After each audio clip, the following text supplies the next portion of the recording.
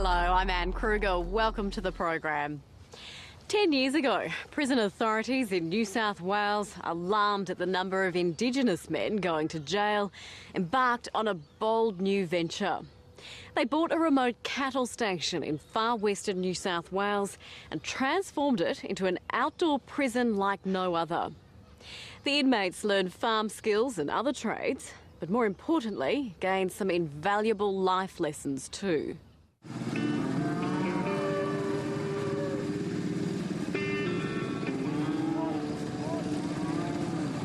There are no walls, no bars, no armed guards or ribbon wire.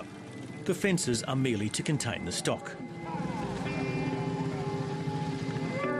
And believe it or not, the men doing the mustering on motorbikes are inmates at the Educator Correctional Centre.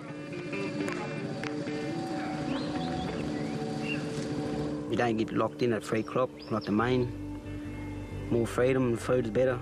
We sit around the fire at night time and that. Better than any other joint that I've been in, and I've been to a few jails. We don't lock them in. We lock them out when we first get them up every morning after we send them off to work and out to programs. Then we lock the actual rooms. They're a bit apprehensive at first because they're not used to being able to knock on someone's door and ask a question.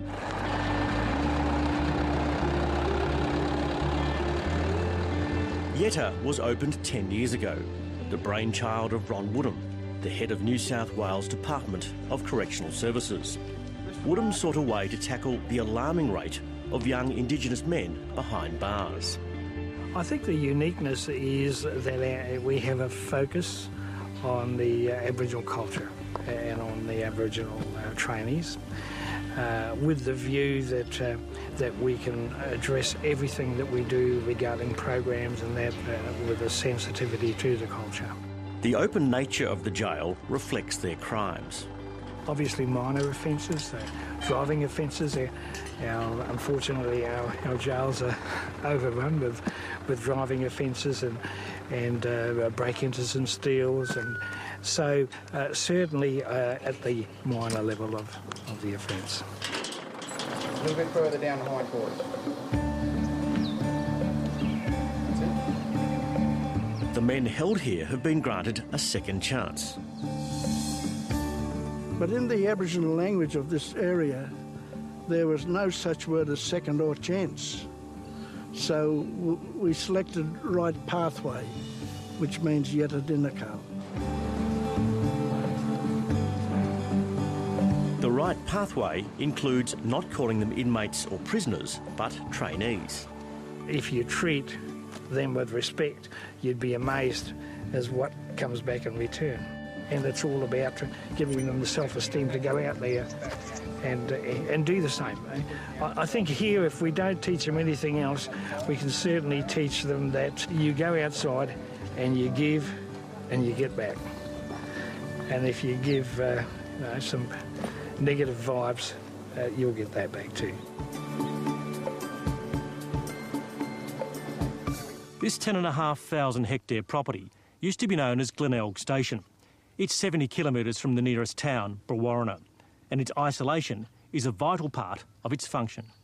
Yeah, I'm from the city, Sue, so that's probably the hardest part.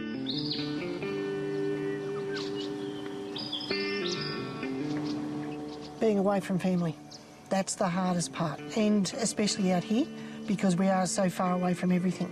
It's very hard for them to get visits. Just the transport alone is just difficult. But crucially, trainees are also far away from the harmful influences that landed them in prison. A little bit that way. It's as if the vast open spaces open up new horizons, quite literally.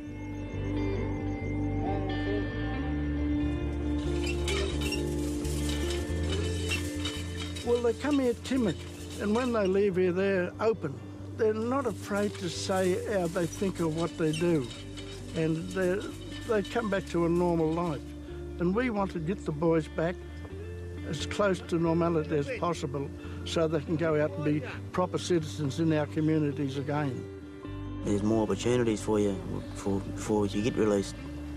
You know, get that anger out of your body and look at the future. You see the guys come in, and especially the Sydney guys, where they've come in from the coast, and they see the wide open spaces, the stars, and it frightens them when they first arrive. But to see them go out there and put up a fence that they've never seen red dirt before, and then come back and say, hey, I did it, yes, that's quite good. And they really realise then that there's a lot more to life than just sitting around at home playing video games or using the drugs or anything else. Putting inmates to work outdoors, even on prison farms, is far from new. Many of these blokes who have served time elsewhere in much tougher conditions appreciate having something useful to do. There's not much to do in the main sort of thing. More things to do out here. So just sit around in your cell, walk, do laps in the yard. Once the boys first go to prison, they get mixed up with an old inmate, and he says, come here, boy, I'll look after you. Then they have a career criminal Christian for the rest of their life. Your old people walking around out here and with their families and their own peace and their own quiet. Elders like Uncle Les Darcy have been pivotal role models from the very beginning. That's a part of the teaching here. We bring elders in to help the young boys know about their past. That's the Nardoo dish. That's the stone the old people used to make their bread and ground their Nardoo dish and seeds in for their dampers and their johnny cakes. That'll be over 100-year-old, and we're sitting here today looking at it and thinking about our old people, especially your body, like I said. You belong to Ngemba, and that's your probably ancestors that were grinding away on that stone. We know most of the boys' families, and we sit down with the boys and we talk about their families, and the boys can be relaxed. They know they're in a place where someone knows them or knows of their people, and it's an enormous thing off their mind and off their conscience. And we try to do that by example. The staff try to do it by example.